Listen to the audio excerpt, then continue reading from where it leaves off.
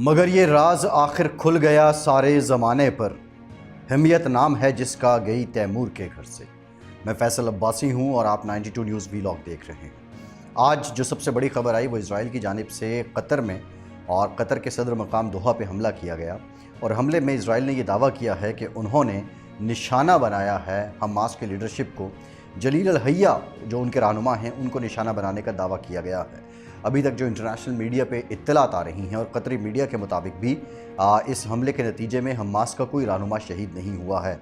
बहरहाल Israeli media उसके बरक्स दावे कर रहा है, लेकिन जो मोस्ट इम्पॉर्टेंट है इस हमले के बाद जो स्टेटमेंट्स मैंने देखी हैं टाइम्स ऑफ इसराइल पर, उसमें वो ये लिखते हैं कि अमरीकी सदर डोनाल्ड ट्रंप की जानिब से ये कहा गया था कि वो खुद इशारा देंगे कि कतर पर हमला कब करना है।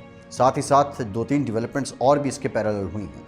नेतन्याहू की वो स्टेटमेंट जिसमें उन्होंने गज़ा के मकीनों को गज़ा खाली करने का कह दिया था और अब जो ज़मीनी फ़ौज है, बरी फ़ौज है इज़राइल की, वो गज़ा पर उतारने के अमल पर चल रहा है, मिशन पर अमल कर रहा है। तीसरी डेवलपमेंट ये थी कि UN जनरल असम्बली, अक़वाम मुत्तहिदा जो दुनिया में इंसानी हुकूक़ का सबसे बड़ा अलमबरदार है, उसके इजलास में शिरकत के लिए फ़लस्तीन के जो रहनुमा हैं, लीडरान हैं, उनको वीज़े जारी नहीं किए गए हैं। ये वो मयार हैं और ये वो सारे सिलसिले हैं जो आपके सामने हैं। इसको हम दोहरा मयार कहेंगे या हुर्फ़ आम में इसको मुनाफ़क़त कहेंगे, इसको हम अमरीका की अजारादारी कहेंगे या उसकी अस्करी ताकत कहेंगे, ये सवालात तो अपनी जगह हैं। लेकिन एक बात तय है कि हम इज़राइल को और नेतन्याहू को कह सकते हैं कि वो टिपिकल एक ऐसी सोच पे कारआमद है जो किसी कमतर बनिए की सोच है। और बनिए की सोच से पाकिस्तानी बखूबी वाकिफ़ हैं, क्योंकि हमारे यहाँ हमारे पड़ोस में हमने इस सोच को निपटा है, इसका मुकाबला किया है और उससे जीते भी हैं। बहरहाल दुनिया के सामने अब ये हकीकत खुल चुकी है कि कतर, दोहा ये वो मकामात हैं कि जिन्होंने इज़राइल को फेस सेविंग दी थी अब से कुछ दिन पहले, जब अटैक किया गया था अमेरिका की जानिब से फर्दो एयर बेस पे जो ईरान की फर्दो एटॉमिक बेस पे जो ईरान की एटॉमिक बेस है। तो उसके बाद जब ईरान ने वापस पलट के वार किए थे तो ईरान की जानिब से अमेरिका की जो बेसिस हैं उनको कतर में निशाना बनाया गया था और कतर ने इसलिए जवाबी कार्रवाई नहीं की थी कि ईरान एक बरादर इस्लामी मुल्क है और अमेरिका का वो इत्तेहादी है। बज़ाहिर ये लगता था, उसके बाद सीज़ फायर हो गई जिसको डोनाल्ड ट्रंप ने खुद अनाउंस किया, लेकिन बज़ाहिर ये लग रहा था कि कतर ने ये कुर्बानी इसलिए दी है कि ख़ित्ते में अमन हो, और कतर ने ये कुर्बानी इसलिए भी दी है कि कतर अमेरिका के साथ भी अपनी जो शराकतदारी है उसको जारी रखना चाहता है। लेकिन उसको क्या खबर थी कि अब वो निशाना बनेगा अमेरिका के दाएँ हाथ का। इज़राइल अमेरिका का दायां हाथ इसलिए है कि इस वक्त अमेरिकी मईशत से अगर इज़राइल की जो कंट्रीब्यूशन है उसको निकाल दिया जाए तो अमेरिका की सुपर पावर का जवाल सामने आ जाएगा।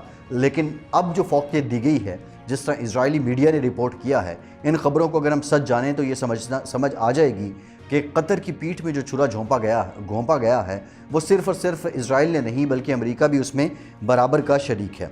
खलील अल हैया, खालिद मिशल के बारे में भी आ रहा है कि जिनको निशाना बनाना जो उनका हदफ था इज़राइल का, उन पे 1997 में भी नेतन्याहू जब वज़ीर-ए-आज़म थे उस वक्त भी एक ज़हरीले मवाद के ज़रिए हमला किया गया था। ये शेख अहमद यासीन जो बानी हमास के, उसके बाद जो अगले उनके रहनुमा थे, लीडर थे, वो खालिद अल हैया हैं और उनको भी निशाना बनाने का एक मकसद यहाँ पे रिपोर्ट हो रहा है। लेकिन वो सारी हकीकतें हैं, ये सारी बातें हैं जो अपने इस वीलॉग के आगाज़ में मैंने शेर पढ़ा है हज़रत अल्लामा मोहम्मद इकबाल का कि अब ये राज तो खुल गया है, ये हकीकत तो अयां हो गई है कि कौन किसके साथ है। ये मुस्लिम ममालिक सऊदी अरब, कतर, कुवैत देखा जाए तो इन्होंने अमेरिका का हर मामले में साथ दिया है।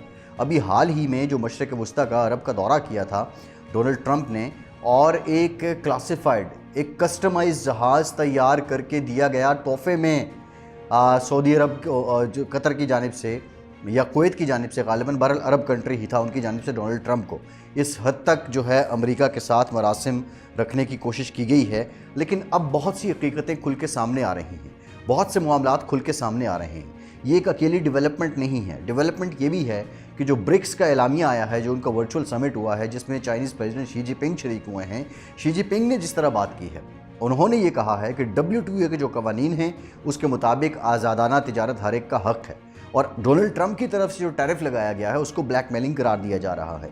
इसको ब्लैकमेलिंग करार देने वालों में उनका शराकतदार, जो कल तक इज़राइल की तरह अमेरिका का शराकतदार था भारत, वो भी इसको ब्लैकमेलिंग करार दे रहा है। और 40% GDP ब्रिक्स के ममालिक رکھتے ہیں. دنیا کا جو مجموعی شرح نمو ہے, یہ جو مجموعی معاشی کنٹریبیوشن ہے, اس میں سے 40% یہ برکس کے جو ممالک ہیں ان کے پاس ہے. ایک پریشر وہ بھی آ رہا ہے. جو امپورٹنٹ ترین بات ہے وہ یہ ہے کہ نیتن یاہو کے پاس اب 2 ہی ٹھکانے ہیں, یا وہ اقتدار میں رہیں, اقتدار سے ہٹیں, تو یا پھر وہ جیل میں جائیں. انٹرنیشنل کورٹ آف جسٹس جس شخص کو جنگی جرائم کا مرتکب قرار دے چکی ہے, جس شخص کے پاس اس وقت اس کی اپنی اسمبلی میں وزیر اعظم رہنے کے لیے 1 سیٹ کی برتری ہے, اس کے پاس اب ان لوگوں کی خواہشات کو, ان لوگوں کی تمناؤں کو جلا بخشنے کا یہی طریقہ ہے کہ وہ حملہ کرے. اب وہ قطر پر جو اتحادی ہے اس پہ حملہ آور ہوا ہے. اب سوال تو یہ ہے کہ 28 لاکھ آبادی والا قطر کیا کرتا ہے. اب دیکھنا یہ بھی ہوگا کہ قطر جو ہے وہ کس طرح اس معاملے کو لے کر چلے گا. قطر کے پاس وسائل کی کمی نہیں ہے, قطر کا ماضی بھی ایسا نہیں ہے کہ اس نے کسی کے ساتھ اپنے آپ کو الجھایا ہو, لیکن اب وہ امریکہ کا شراکت دار بھی ہے, امریکی بیسز بھی وہاں پر موجود ہیں. اب قطر کیا اسرائیل کو امریکہ کے ذریعے آپریٹ کرے گا؟ اگر امریکہ کے ذریعے آپریٹ کرتا ہے تو موسٹ امپورٹنٹ نقطہ اس میں یہ ہے کہ یہ تو امریکہ کا دوہرا معیار ہے, اسرائیل جو دعویٰ کر رہا ہے. اب بہت امپورٹنٹ نقطہ OIC پہ بھی آتا ہے.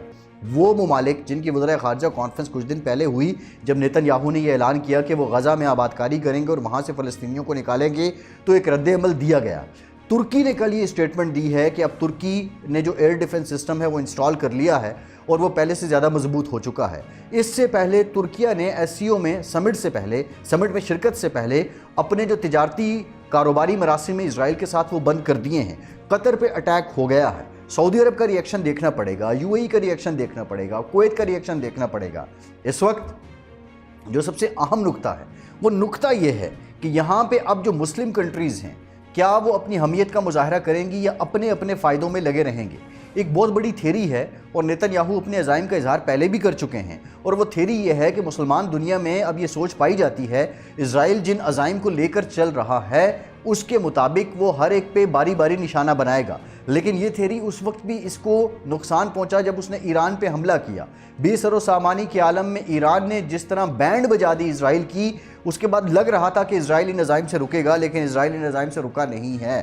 اب دوحہ میں حماس کو موسٹ امپورٹنٹ, آپ اگر ان ڈاٹس کو کنیکٹ کریں تو اس وقت میں نشانہ بنایا گیا ہے حماس کو, جب حماس مذاکرات کر رہا تھا اس جنگ بندی کے لیے, اور ایران کو بھی اس وقت نشانہ بنایا گیا تھا کہ ایران کے اپنے جوہری پروگرام سے متعلق مذاکرات چل رہے تھے, اور یہ بھی بات سامنے آ چکی تھی کہ ایران نے تمام پابندیاں ہٹانے کے بعد جوہری پروگرام روکنے کی یقین دہانی بھی کروا دی تھی. اس وقت اسرائیل کی جانب سے یہ شرارت کی گئی, اور ایران کے ساتھ مذاکرات کو بھی جو انیشیٹ کرنے کا کریڈٹ لیتا تھا وہ امریکہ لیتا تھا. غزہ کے بھی امن مذاکرات کو انیشیٹ کرنے کا کریڈٹ امریکہ لیتا تھا. لیکن پھر یہاں یہ دوہرا معیار دیکھیے کہ وہی حملہ جو ہے اسرائیل کی جانب سے ایران پہ جب کیا گیا, اس کے بعد امریکہ باضابطہ طور پہ خود فردو اٹامک بیس پہ حملہ کر کے اس بات میں شریک ہو گیا. اور کیونکہ مذاکرات کو ڈیریل کیا گیا, مذاکرات امریکہ کروا رہا تھا, یہاں پہ بھی مذاکرات جو ہیں حماس کے ساتھ وہ امریکہ انیشیٹ کروا رہا ہے, اور اس کے دوران اب حملہ ہوتا ہے اور پھر یہ خبر آتی ہے کہ امریکہ کے جو اس میں آشیرواد ہے یہ اس سے ہوا ہے. یہ وہ حقیقتیں ہیں, ان کو سمجھنا ہوگا. برکس SCO سمٹ, اس میں چین کی پریڈ میں پہلی بار باضابطہ طور پہ ایک طاقت کا اظہار, کم جونگ کو ساتھ کھڑا کر کے, صدر پیوٹن کو ساتھ کھڑا کر کے شی جی پنگ اپنی طاقت کا اظہار کرتے ہیں, اور پھر وہ دنیا کو بتاتے ہیں کہ ٹیکنالوجی کیا ہے. وہ چائنا ٹیکنالوجی جو مذاق تھی, جو تانا تھی, اور بالخصوص ڈیفنس میں جس طرح چائنا نے خود کو دکھایا ہے, تو یہ سارے پریشر اب امریکہ پہ ہیں. بظاہر لگتا ہے, ڈاٹس کنیکٹ کریں تو یہ لگتا ہے کہ ورلڈ آرڈر بدلنے والا ہے. اب دنیا 2 حصوں میں تقسیم ہو رہی ہے, اور 43% آف دی پاپولیشن SCO سمٹ میں ایک بلاک کا انڈائریکٹ اظہار کر چکی ہے. دوسرا یہ پریشر موسٹ امپورٹنٹ ہے اب مڈل ایسٹ پہ, گلف کنٹریز پہ, کہ ان کی اپروچ کیا ہے. ان کی اپروچ ڈٹرمن کرے گی کہ ورلڈ آرڈر جو ہے وہ آئندہ 2-3 سالوں میں تبدیل ہوگا یا اگلے 10-12 سالوں میں تبدیل ہوگا. یہ بہت امپورٹنٹ ہے. یہاں پہ اب اسرائیل کی جانب سے جو کیا جا رہا ہے, بالخصوص مسلمانوں کے ساتھ جو کیا جا رہا ہے, وہ مسلم کنٹریز کی حمیت کو چیلنج کر رہا ہے. اب مسلمان ممالک نے یہ فیصلہ کرنا ہے کہ آیا یہ حمیت ابھی بھی باقی ہے, یہ غیرت ابھی بھی باقی ہے, یہ ولولہ, یہ جذبہ ابھی بھی باقی ہے, یا پھر ہم سرنگوں کر چکے ہیں۔ یہ بنیادی نکات ہیں جن کو دیکھتے ہوئے اب یہ سوچنا ہوگا کہ اسرائیل کے ان پنگوں کا مقصد کیا ہو سکتا ہے۔